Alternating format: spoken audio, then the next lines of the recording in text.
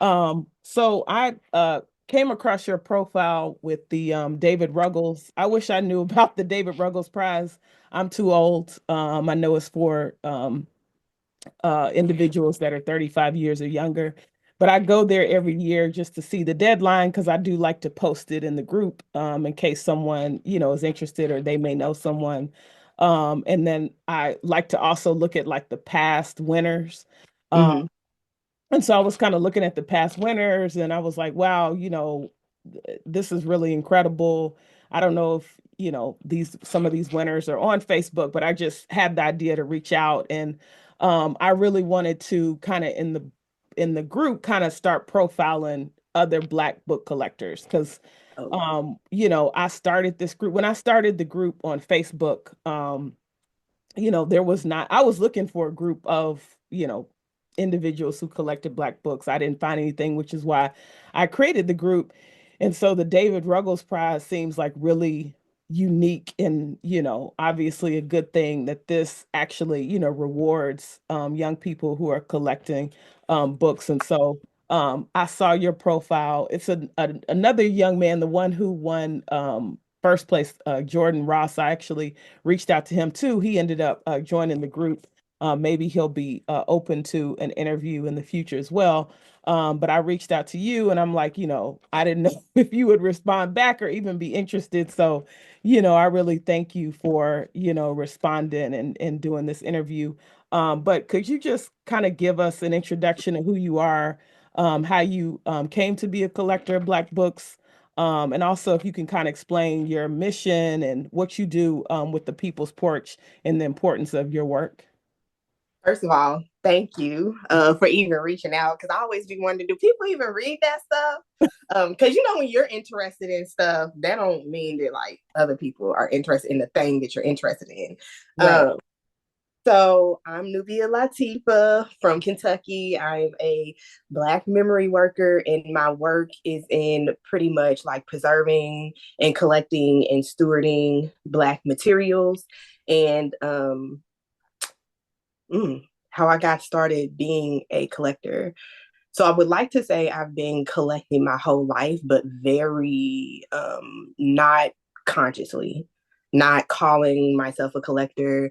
Like I come from people and grandmothers who were always collecting and always memory working, but not with those particular titles. It's just something that they did Mm. because who else was going to keep your stories besides you, right? Right. But as time proceeded on, and in my David Ruggles prize, it talks about like how I started like the People's Porch collection and why, which is basically I couldn't find the specific materials that I was looking for. And I wasn't going to go keep going back to the force to the library. I wasn't going to collaborate with them. I'm just being honest. Like, no, I'm gonna get this stuff myself because I think it's more important for us to have it than an institution because the library is an institution. Um, and so it took me a minute, honestly, to like actually call myself a collector. Like now I'm just like, no, I'm a collector. All right. But it took me a minute to be like, I'm a collector. Am I? Like, um, so the People's Porch was pretty much born out of this, like, I'm collecting, but it also should be accessible to my very specific community, not just internet community, but my literal local community. So the People's Porch is a Black archive of Black materials, and underneath the umbrella of materials, my specialty is vintage and rare books. Okay. Thank you so much. That's interesting. You mentioned this kind of struggle with the label collecting, and I've kind of um thought about that because I know when I have conversations with people about collecting, sometimes there can be, and I don't know if you feel this way, but a stigma around that term collecting. Some people kind of feel like, oh, that's materialistic, or it's borderline hoard. There's some people kind of have this I don't know, somewhat maybe negative view of labeling themselves that term collecting, or being a collector. So I'm just interested when you said that, like, what do you feel like in your mind made you make that transition of being comfortable embracing that term? Like, what, you know, how did that, how did you make that decision to, be comfortable with that? I don't know if you were uncomfortable. You didn't necessarily explicitly say that, but I guess how do you, you know, how did you view that term, and why are you comfortable with embracing it at this point? Once I realized I was following in the tradition of Black preservation, I was like, oh, okay, well, we just gonna go ahead and call it a collector. That's what Schomburg was. I Yeah, mean, that's what Bruce yeah, Grit. I mean, collector. right, right. Definitely, definitely. Thank you for that. Um, So what could you kind of share, like, I know you gave an overview of how you got started with the People's Porch, but what are some of the, I guess, projects or outreach specifically that you've done with the People's Porch? How can people access the People's Porch that may live in Kentucky? Okay, so one of the ways that I wanted to get acclimated with my community is bringing the materials out. So for me, it's important that it's a mobile archive, obviously, because it's housed in my house. Um, but it's also the accessibility and the sharing and the knowledge that is a part of the stewardship. So it's not really meant for me to hoard because it's going to go on to somebody else at some point. And last year I did Drop Everything and Reads in Coolidge Park. And that was more so for people to get acclimated to actually know who and what we are. Like when you see the People's Porch, you have a name, a face, and just to know that like there's materials available outside of just a institution. So it's important to me. It's the bridging the gap. Like you have your institutions, and your community is in the middle of that. So then how do you bridge that gap? Well, then you bring it out. You bring it out. You let people know this is available. You let people know that you have it. Um, and this is something that is still like an ongoing thing as well. Because when you have a vision like what I'm talking about, because people haven't necessarily seen it before, or maybe they haven't seen it lately, a lot of people, they don't understand it. But I still have to move past that and set up and do what I need to do. So with the Drop Everything and Read though, is it's not just about the books, it's about what books and information does. It's about the feelings that you get when you see people picking up Nappy Edges by Intosaki, right? Like how they react to that and how that sparks conversation. It brings out stories. So I like to use books as materials, as little artifacts of information. So that's that.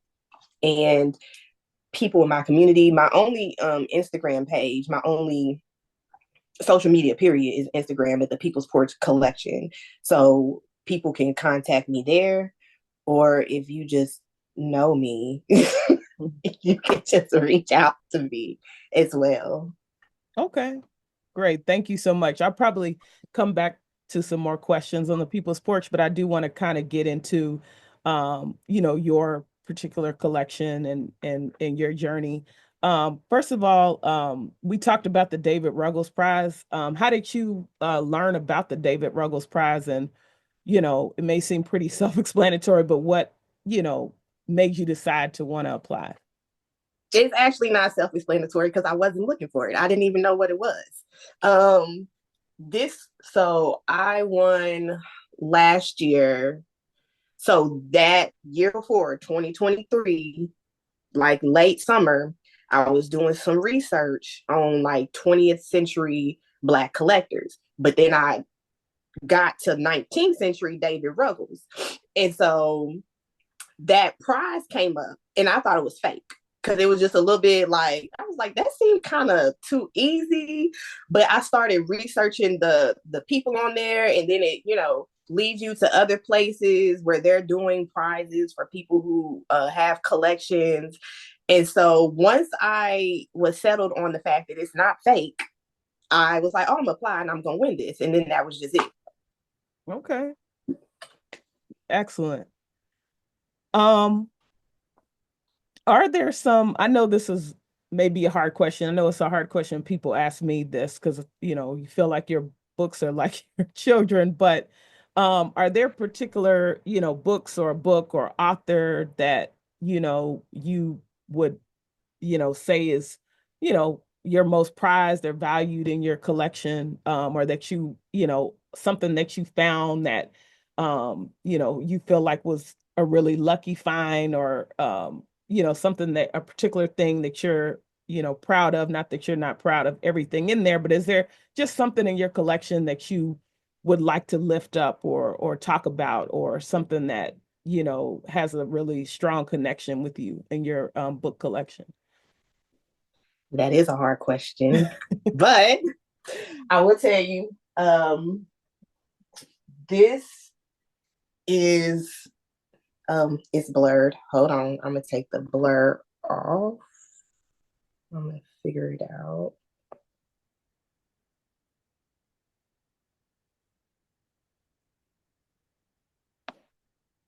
If I can figure out how to take the blur off, I because think if you blur your background, unblur your background, is that what you're trying to do? yeah, I don't even know where to go. I don't. Um, I think under Oh wait a minute, I found it. effect. Okay, you found it. Okay. That way you can see this better. Oh, This wow. is Chester Higgins Jr. This is one of my favorite books. I actually have more than one of these. One of my things as a collector, I try to get multiple copies if possible. Sometimes it's just not possible. Um, Hands down, one of my favorite photography books. The images in here are just they speak to me. I'm not a photographer. I'm not good at it. I love taking, like doing photography as far as decompression, but telling Mhm. the story through the pictures, he does such a phenomenal job of capturing the essence of Black womanhood. Wow. The cover is beautiful. 1970s, love it. If you're Mm, ever able to get a copy of this, just get it. Don't wait, because you wow. come back, you won't find it. Do Um, you mind like showing us a picture or two on this? yeah, let me show you. It's one of it's an older Black woman in here that I just think the picture.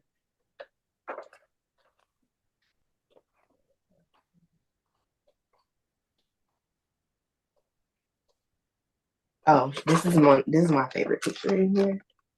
Oh, wow. Yeah, Wow. skin, beautiful hair. Oh my gosh, let me show you another one.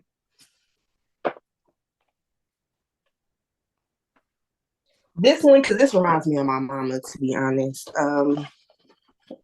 This woman right here. Wow. Uh, Which one? The with the black with shirt the on? Okay. yes, Wow. but Wow. I love the images in her. Wow. And this is the Malcolm X and Muhammad Ali cover when they was in Florida. I have I have a large like magazine collection. Um, it's actually a bit overwhelming, but this is one of my when I first even seen the images a long time ago, I was like, them are some nice photos. And when I really started seriously collecting, I said there are certain Jet magazine covers that I want. This is Mhm. one of them. I've it doesn't come out the house anymore. Sometimes when I like curate and go to spaces, I put these up. This one don't come out the house because too many people ask to buy it, and it's one of them that it's not for sale only because they don't have the right price, and it's not something that I can easily get back. Right. Right. Definitely. And I have a couple more. This is from a series from a Black woman. in Kentucky, the late Rosetta Quisenberry. She collected, Black memorabilia, all things Black, the postcards. And so she self published her collections in this book. Oh, Uh, wow. yeah, Is she still selling or copies of that book still for sale? they're still circulating. She has passed. I think she passed Oh, in 2019. She okay. hasn't been long gone, but I believe this is a 5 or 6 series. So the saga of the Black woman, then there's like the saga of the Black child. Um, Wow. And also, what is her name again, Nubia? Miss Rosetta Quisenberry, Rosetta, last name Quisenberry. Okay. Thank you. And And last, how were you? I'm sorry to interrupt, oh, but how did you actually know this one? How were you able to get a copy of her book? community members gave them to me. Oh, wow. Okay. Yeah, like there are books that I wanted because it's important to me, like when you're talking about like the tradition of Black collecting, is knowing that I'm just here like as an extension. There's already people here that's been doing this work. Right. So I'm really intentional about like trying to get things about them and their stories. Um, and then also, of course, Oh, yes. of all Yes. people, I have that book. I love, and I don't mean to interrupt you, but I was lucky enough to find there's this used book sale in Chicago every year in neighborhood Hyde Park, and I ended up finding the book and it was signed by him, and I'm like, wow. I yes. had been looking for it for a while because it, like the title, it is pretty damn rare. Like these people are legends, right? Like to me, I don't care about no celebrities and stuff. Like these is the celebrities to me, the Yeah, historians, the collectors, the writers. So absolutely, absolutely. so those are the pieces that I'm really fond of. Yeah. Oh, that. Thank you for sharing that. Those are excellent, and I have some that I'm going to be on the hunt for, especially that Black woman collection. But I wanted to ask you. I know you mentioned that you have quite a few magazines, and I know I've recently started trying to collect a lot of the Black magazines, particularly Black World and Negro Digest. Negro Uh, Digest. correct. And I've like and I've been lucky to find some reasonably priced, I guess, on eBay, but I've noticed like that the price of them, and maybe because they're becoming more scarce, the price is just like ridiculous for one magazine. I don't know if that's been your experience, or if, you're able to kind of source them in a different way, but you know, how has it been in terms of how you collected some of your magazines? Um, the same way as you.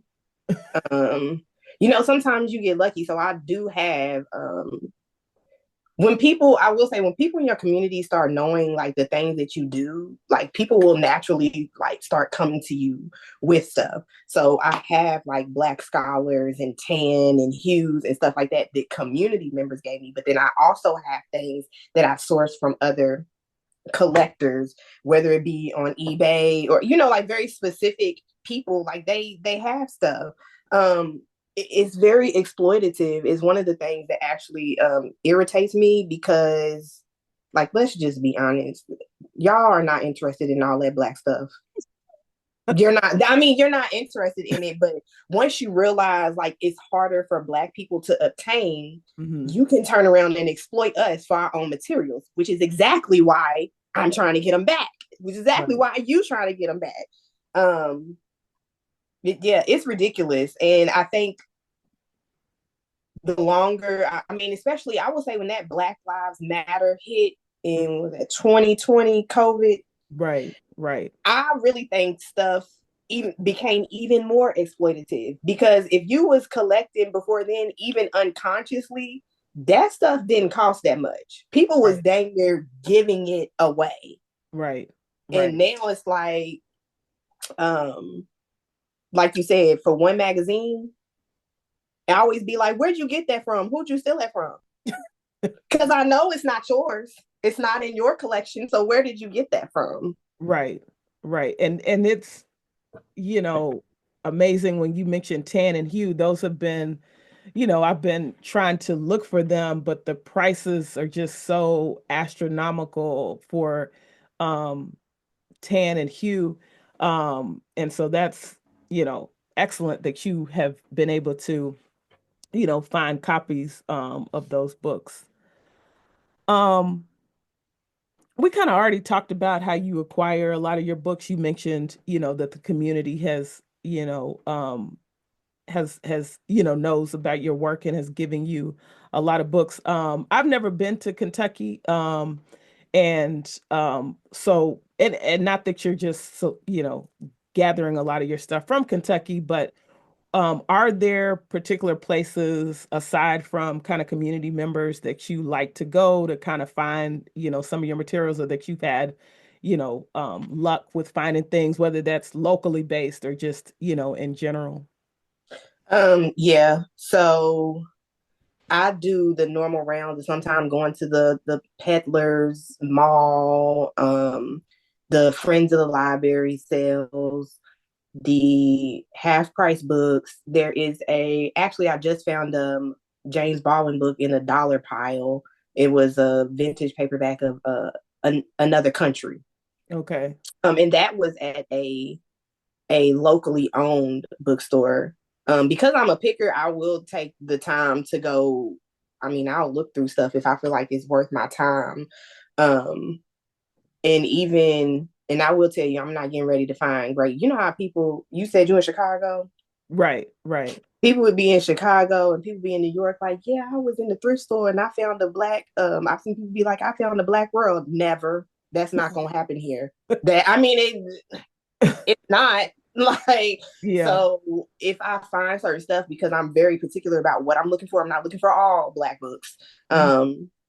But when I come up on them, I usually just try to go on and get them. Like when I was at the half price books, there was the Sister Soldier, no disrespect, the Mm. hardcover.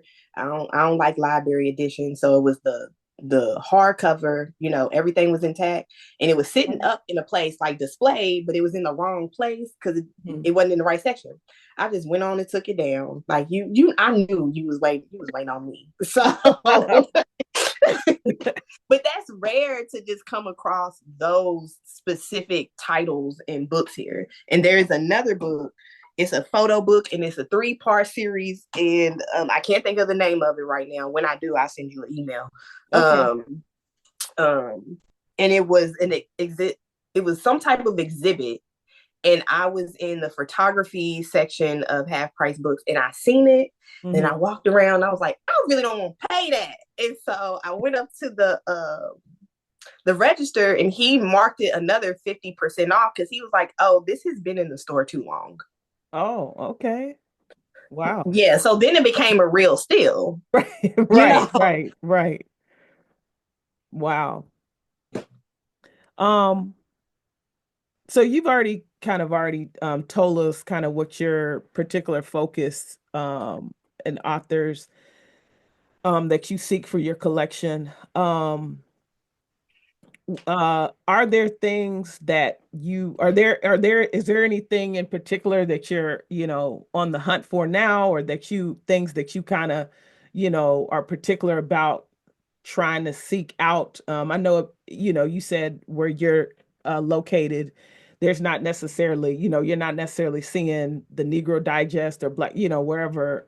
But are there things that you kind of are that's on your radar that are particularly kind of seeking out and looking for when you are out looking? Yes. Currently, my focus is very much on a little bit more hard to find books that are going to cost me some money, and I'm perfectly okay with acquiring that. Yeah, I mean that's currently those are the things I'm looking for. Like if I could find like the Elaine Locke. Why did the title just leave my mind? And I can see the cover of it, but if I can find this particular book of his, um, that would be great. It has to be in a certain condition. I'm not paying $4,000 for it. You're So, not, are you yeah. right? You said him. I don't know if this is the one. Are you talking about? I know this is one by him called The Negro in Art. I have that, and I actually have the original copy of that. There was a real steal. Okay. And yeah, I'm not paying $4,000 for that. It's let me because Emmy setting me off. I'm like, I know you ain't trying to exploit me like that. You're not. I'm not giving no white people my money like that. Right, Now, right. let me find it. I'm trying. I know he edited a what is it? The New Negro. That's it. Okay, okay. The New That's Negro. it. Okay. Like that's Oh yeah, something that. that is expensive. The first edition of it. That Mhm. you know. I'm looking into acquiring like very specific titles like that to go along with the collection because again, I want people in my community to have accessibility to these things without feeling like I can only see this in a museum or an institution and that's not accessible. Even if they have it at a college library, you don't go to that college.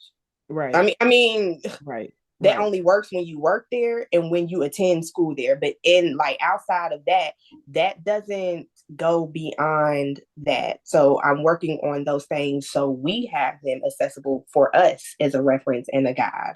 Right, for sure.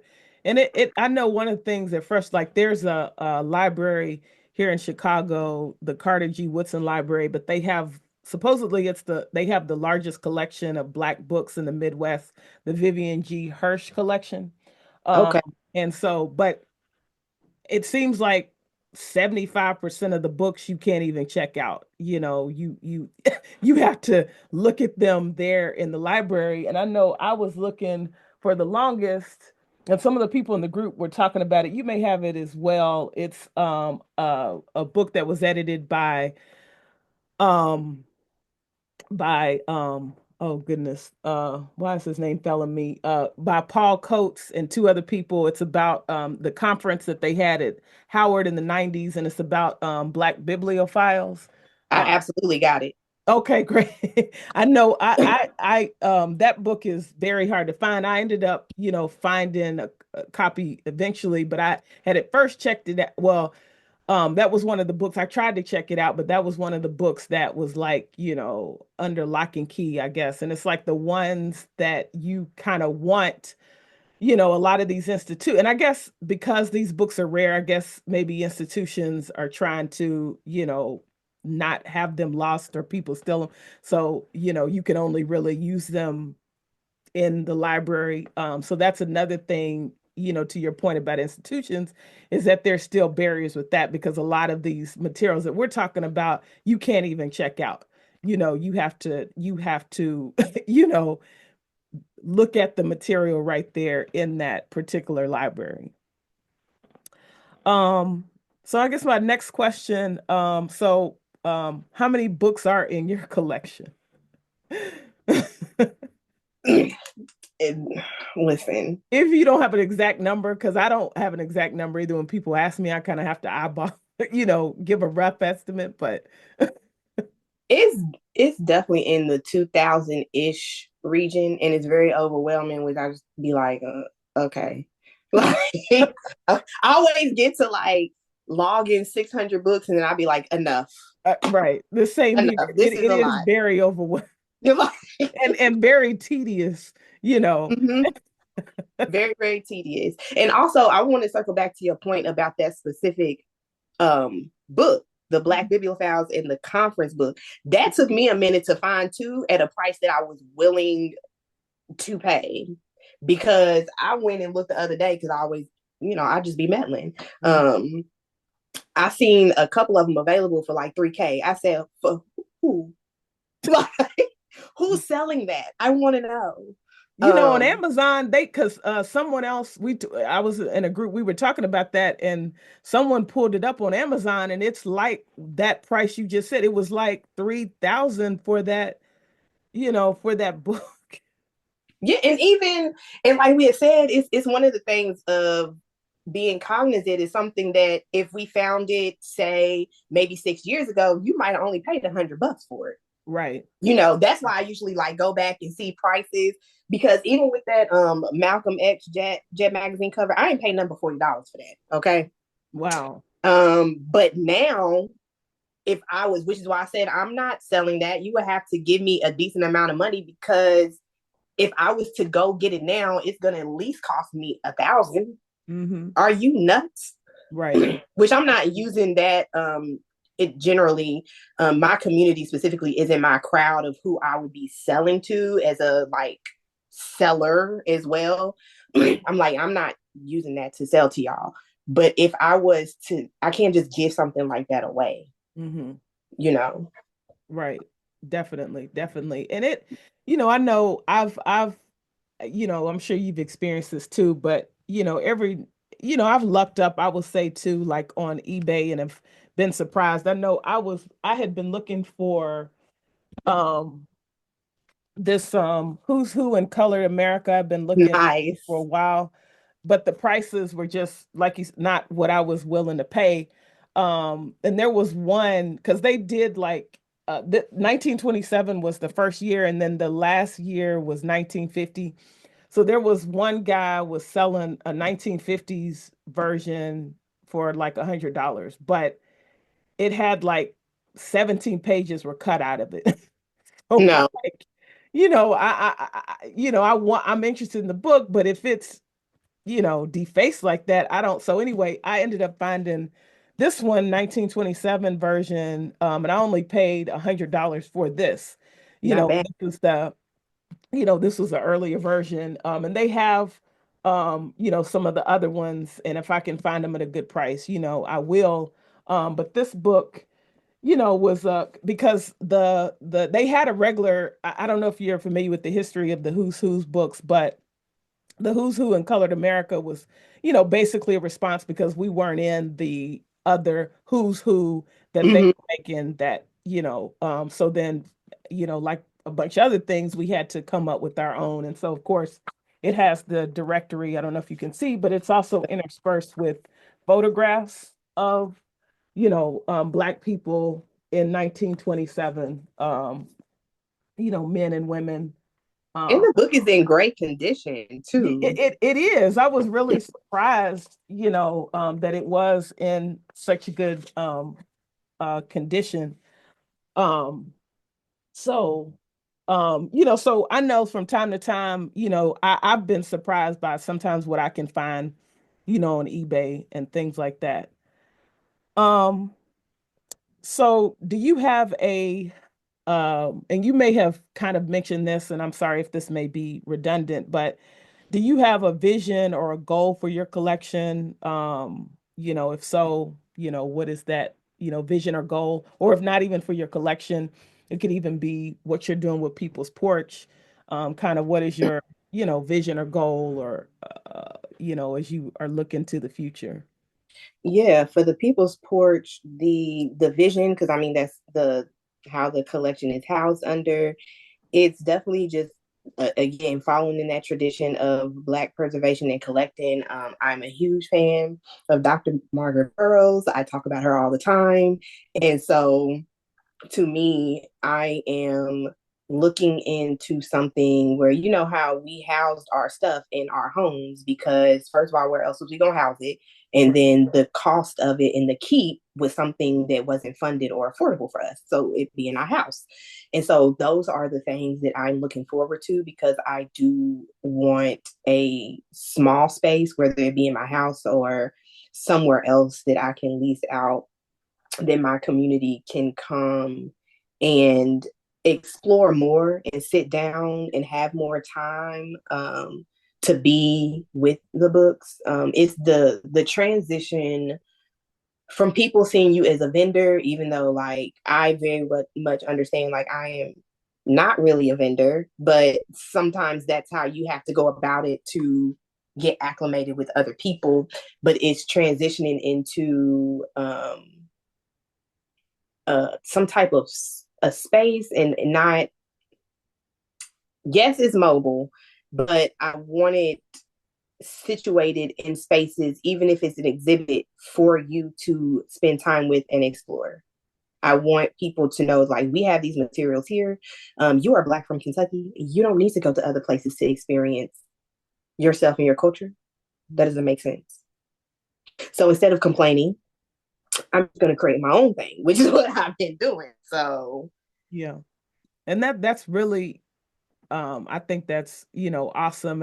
And you can correct me if I'm wrong, because I'm not from Kentucky. As I said, I've never um been to Kentucky, at least not to visit. I may have had a layover there, but Kentucky, and again, correct me if I'm wrong, but Kentucky is not traditionally a place or space you think about as being a place of a quote unquote black mecca. You when people name places like Harlem or Chicago or Atlanta, you know what I'm saying? You associate that with a level of blackness that you don't necessarily, at least I don't associate with Kentucky.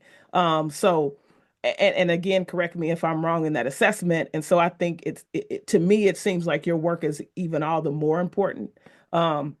That you have a space like this where, like you say, people don't have to go elsewhere to, view, our materials. You have a resource there in Kentucky. absolutely correct. And that's why I always bring up I'm Black from Kentucky. I'm Nubia Lateefa from Kentucky because I am generationally from Kentucky. My Okay. folks is Black. My folks is Black from Kentucky. And so are a lot of like my colleagues and like people I grew up with. Like, we are Black from Kentucky. We have history here. And I think a part of like what you said and what you named, when people think of like Black, they think of every other place. But I'm like, what about Kentucky? What about the Carolinas? You know what I'm saying? I'm like, Right. we've been Black. But I think it's also putting that confidence in your people. Mhm. Um, and a part of some of the work that I'm doing is kind of putting that reassurance and confidence in people, just with the collection itself. Okay. Excellent. Um, so my next question, so in our current political climate, unfortunately. So we know that there's a aggressive, active agenda to ban Black books. They're scrubbing the Arlington National Cemetery website of accomplishments of Blacks and minorities. I was just looking at a thing with the Park District. They literally took down wording. I don't know if you saw that around the Underground Railroad and slavery, and just you know, completely put a different revisionist history on what this administration, wants to project in terms of history. We know what they're trying to do with the Smithsonian Museum. Um, so first of all, I guess, how does